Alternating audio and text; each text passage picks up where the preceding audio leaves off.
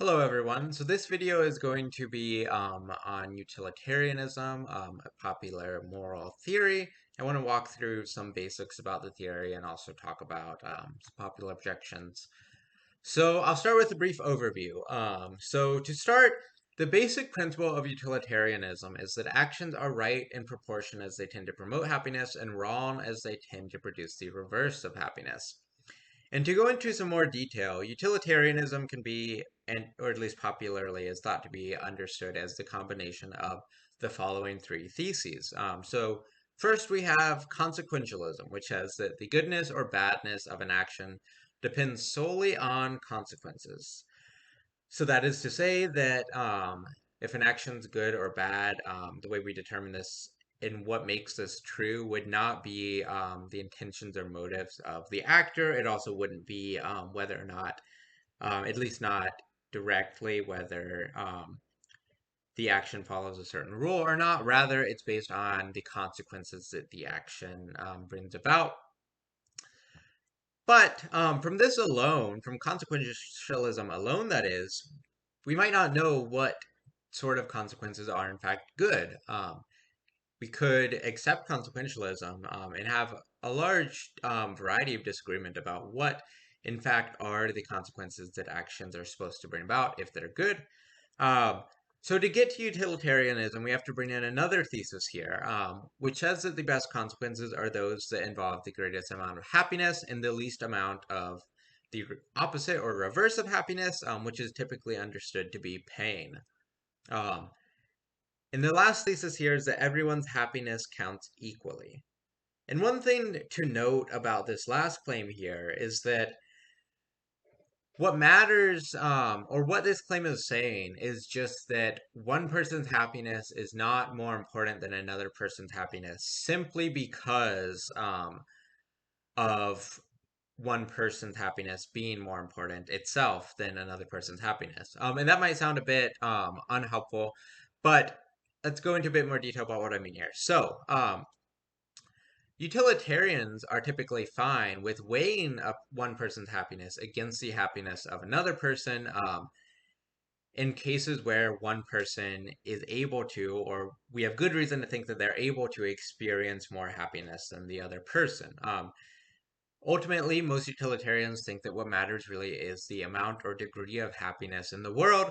So if we have good reason to think that one person will experience more happiness than another, it might be fine to say that, and it might even be obligatory, according to many utilitarians, to say that, yeah, we should prioritize the life of the person who's going to, or who we have good reason to think will go on to experience more happiness. But that's not a violation of this third thesis here, because what it's saying is that everyone's happiness counts equally in the sense that all that really matters is the degree to which they're going to experience happiness. No one's happiness is more important simply because of the person that they are.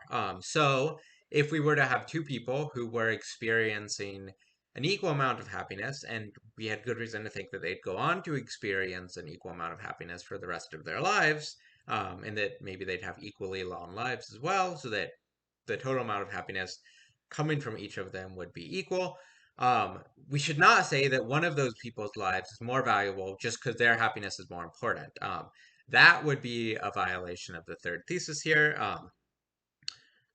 because we'd be saying, well, one person's happiness is more important than another person's happiness, but everyone's happiness counts equally. So we shouldn't say that. That's a violation of the thesis here.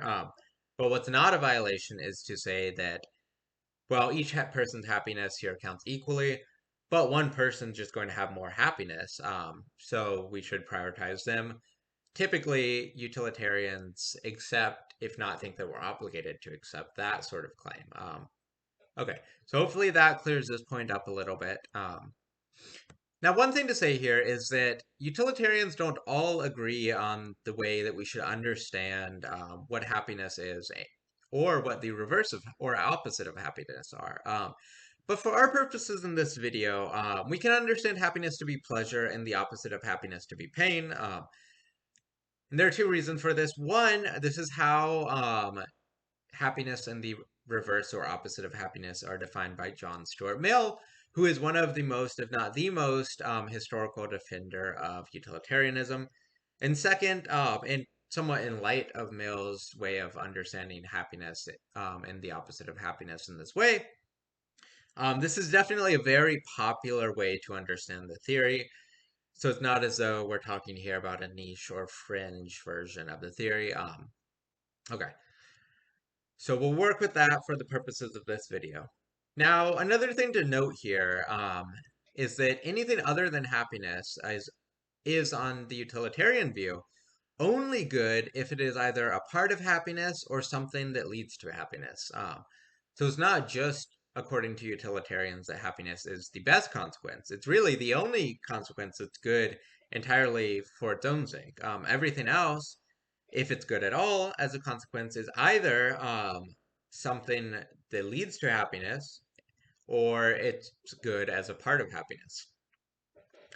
And one last thing to note as far as providing a general overview of utilitarianism goes is that utilitarians are typically objectivists about ethics or morality. And this is to say that utilitarians typically think that the truth about morality, and so the truth about utilitarianism on their view, is an objective fact about the world.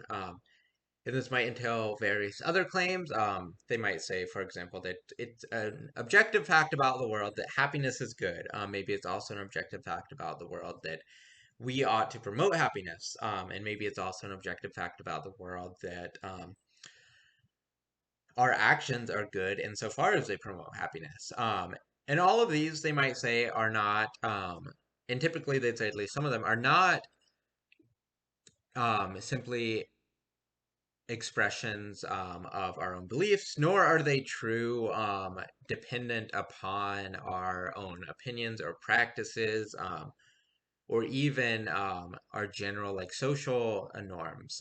Instead, similar to scientific truths about the world, utilitarians typically think that no, independent of what any of us personally believe or accept or do, it's simply true that happiness is good, objectively so. Okay, so that provides us with a brief overview of the theory to start with. Now that we have that on the table, I want to walk through one of the most famous arguments for utilitarianism itself.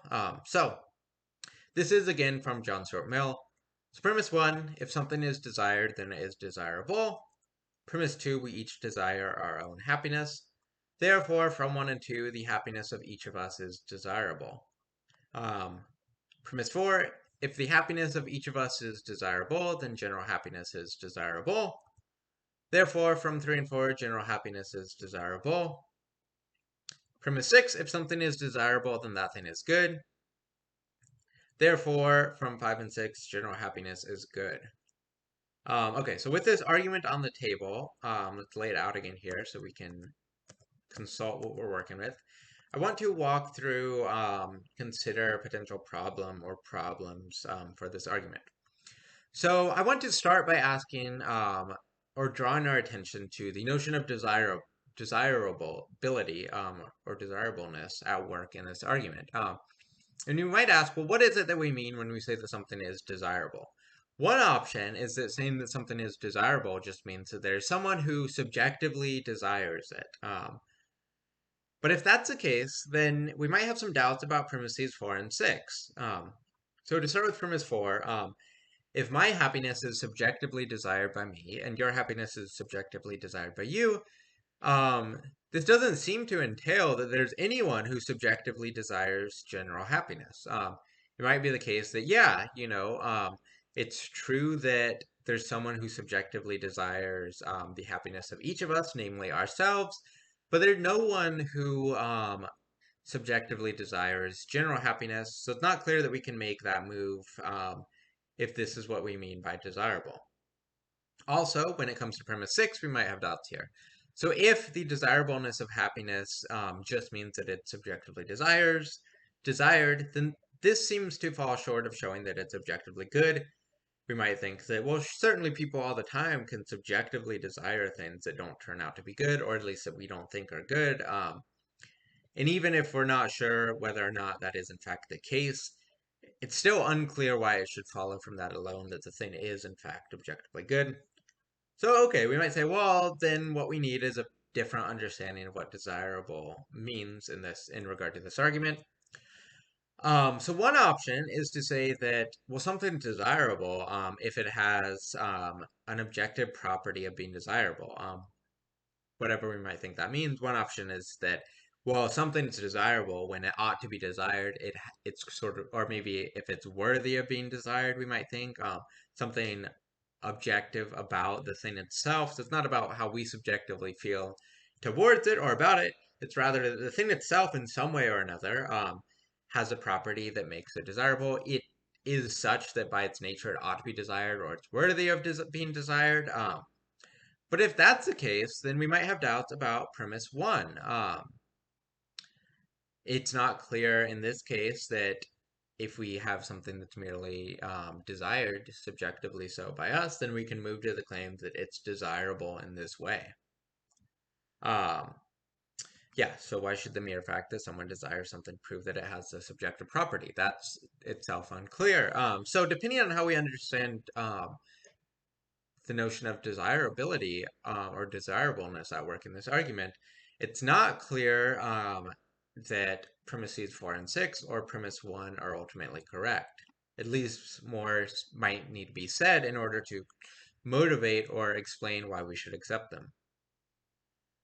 Okay, so that provides us with a summary of one of the most famous arguments for utilitarianism and an evaluation of the argument. So the objections considered so far target that specific argument, but one argument for a theory is just one argument for a theory. We might have many other arguments for any theory or conclusion. And simply objecting to one of these arguments does not tell us that the theory itself, or even that any other arguments for the theory are not correct. So, with all that being said, what we've seen so far might not give us any reason to doubt the truth of utilitarianism itself, even if it's true that there might be flaws in John Stuart Mill's argument for the theory. Of course, if we don't have another good argument, we might think that, well, there's no positive reason we should accept the theory. But perhaps we do have other arguments that we could come up with, or maybe we ultimately just think we should remain agnostic about it. Nevertheless, I want to walk through a few different objections that have been um, proposed against the theory itself. So now we're looking at objections that instead of targeting a specific argument, they say, hey, look, there's something wrong or problematic or seemingly flawed about the theory itself. So no matter what argument we might have for the theory, we might suspect there's some sort of problem if it's true that it leads us to a conclusion where the view itself or conclusion that it suggests we should accept seems to result in some sort of problem. So let's look at some of these objections. So first we have what is famously known as the philosophy of swine objection.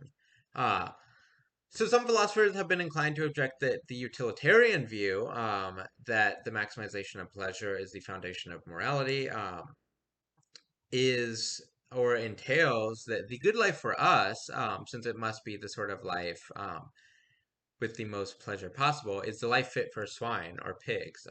But we might think that intuitively, it doesn't seem like that's really the good sort of life for us.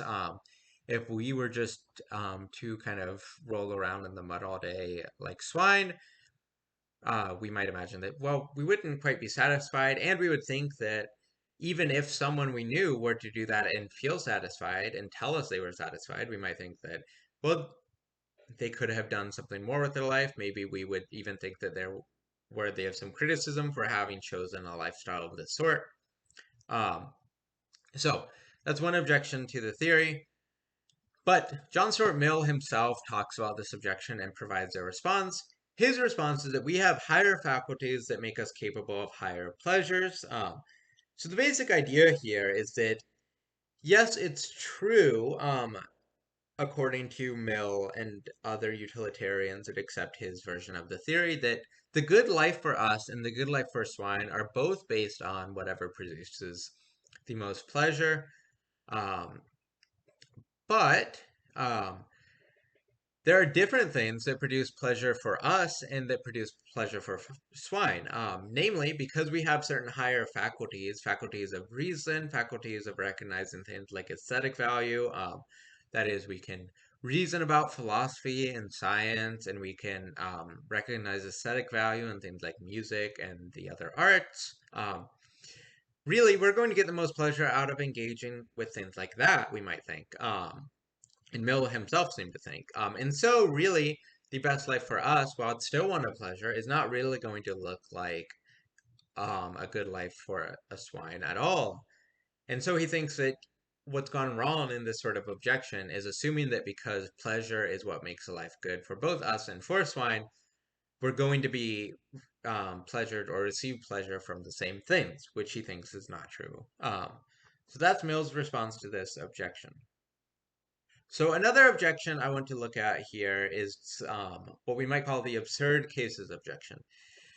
And there are a variety of cases that have been raised to sort of point out this general thought. And the thought is that according to utilitarianism, since it says that, well, what matters is producing the best consequences, where those are the most happiness and the least amount of pain, or whatever else might be regarded as the opposite of happiness. Because that's what the theory says is ultimately good and ultimately what makes an action right or wrong. There are cases we can imagine where something that seems to be really bad would in fact produce the most happiness. And so, according to the theory, would be not only permissible, but obligatory, the best thing to do, and the only right thing to do.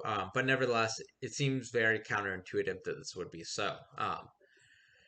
So let's go through a couple examples here. So example one, suppose that we have an arena which is filled with a crowd of 50,000 people, and all of them have come to watch a single person get brutally tortured.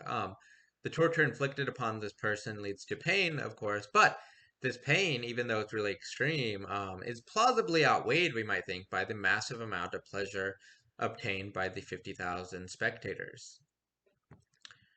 And here's another example here. So suppose that there's a doctor who has 5 patients who each need an organ transplant if they are to survive. Um, and they each need a different organ. One needs a brain, one needs a heart, etc. Just for the purpose of the thought experiment, we might suppose that brain transplant, this is in the future, and brain transplants have been perfected. So while these patients are awaiting a donor, the doctor ends up performing a minor surgery on an otherwise healthy patient. If the doctor were to secretly kill the healthy patient during the surgery, then the doctor could use the healthy patient's body parts to save the other 5 patients, thus saving more lives and producing the most happiness. And so it seems like in both of these cases, what seems counterintuitive to be good, or what seems intuitively bad, that is, torturing this person in the arena or killing the healthy patient as a doctor to use their body parts to save 5 other people without their consent, are nevertheless, according to utilitarianism, not only permissible, but um, obligatory because they produce the most happiness. And so many people think that utilitarianism is not a plausible moral theory simply because it leads to these sort of counterintuitive or absurd cases. That said, it's worth noting that some utilitarians are fine to simply accept that while counterintuitive, these would be the right things to do in these sort of cases. And even if we could imagine that some real life cases like this might come up, they're not super common, and so this need not be a huge concern for us living our practical moral lives. There are also other versions of utilitarianism which attempt to provide some ways of avoiding this, at least some of these sort of absurd cases, and I plan to talk about those in a future video. But for now, it's worth noting that as utilitarianism is stated in the most basic way, inspired by Mill, though Mill himself does say some things that might lead to the interpretation that he thought there were ways to avoid these two. But in any case, the most basic statement of utilitarianism that we started with seems to lead to these sort of cases having the counterintuitive result of a seemingly really bad action being good, if not obligatory.